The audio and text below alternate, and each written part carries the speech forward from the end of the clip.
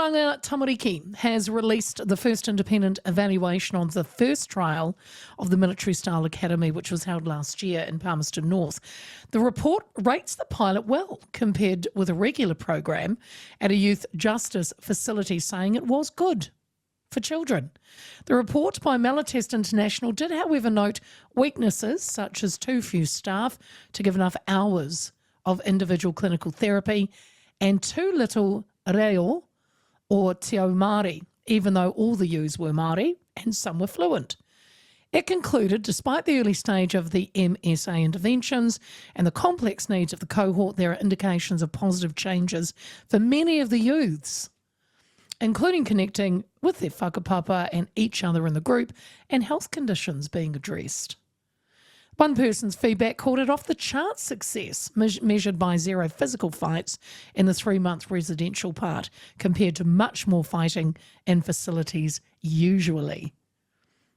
However, Chief Children's Commissioner Dr. Claire Ahmed said work needed to be done. She argues the review only covered the initial residential phase and doesn't address the broader and deeper issue facing these young people, such as trauma and mental health, and a military-style approach to youth justice is simply not needed. The Minister for Children, is Karen Chhour. Always welcome on the show, and she joins us now. Karen, good afternoon. Kia ora, Leah. There's some definite positives there, Karen, in this independent report. It was hefty, 89 pages, I think, overall. What's your feeling?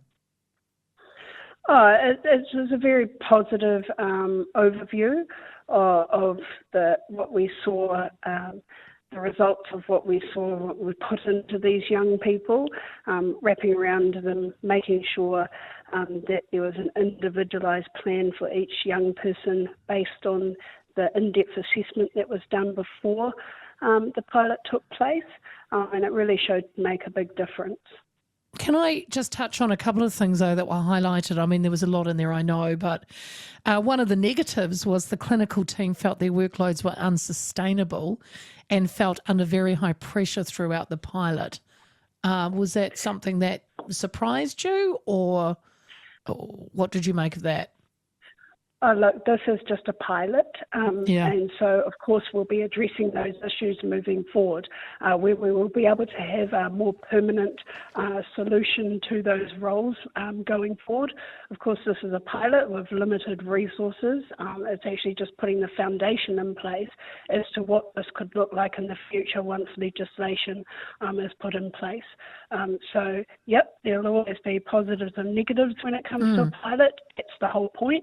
That's how you do put together the evidence of what's working and what's not working, so that you're able to create a real positive difference into these young people's lives. Look, I'd just like to comment a little bit around some of the Children's Commissioner's comments. She has a job to do. Her role is an independent oversight around children and young people. Her job is to advocate for young people.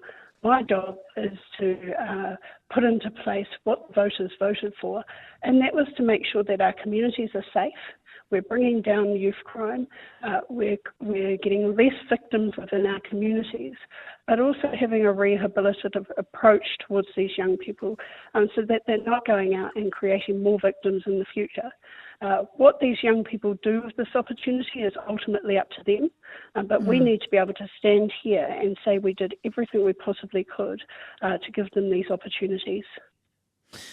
Karen, what importance did you put into Te ao Māori or learning te reo? Because that was mentioned that there wasn't enough or wasn't offered, or consultation with iwi began too late to be a significant driver.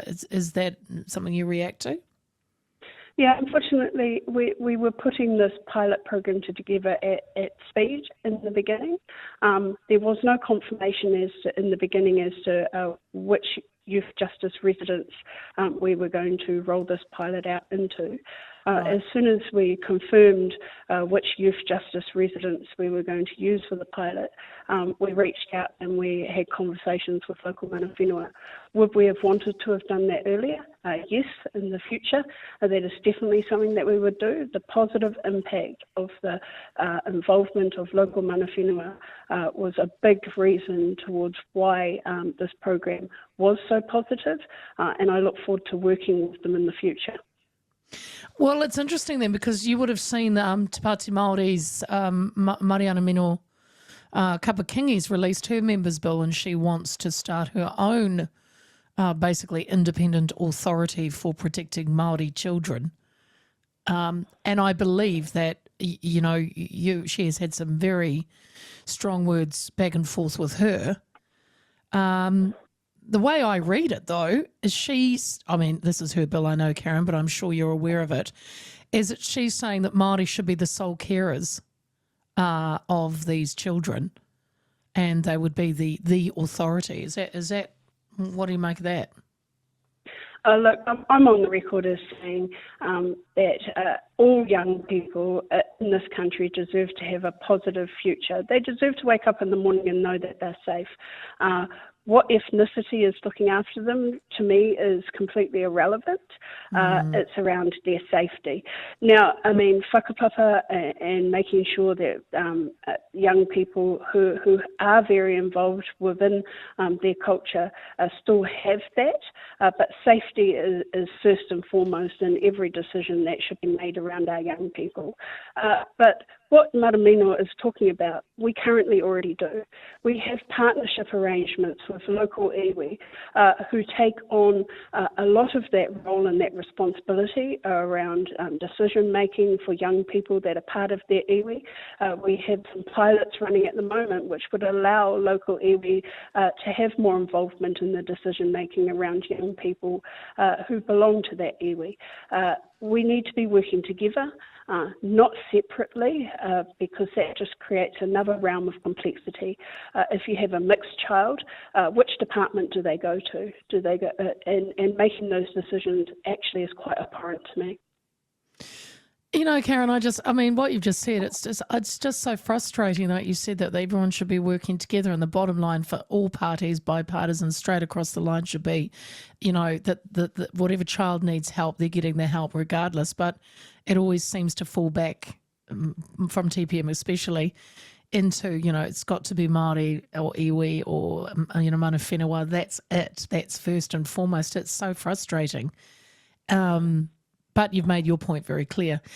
So the youths, Karen, who took part in this pilot, no, they've got another, it's 12 months in total, isn't it? So yes, so we're still about halfway through the out of residence program. So we've just released, as you know, the first report, which was all about the in residence.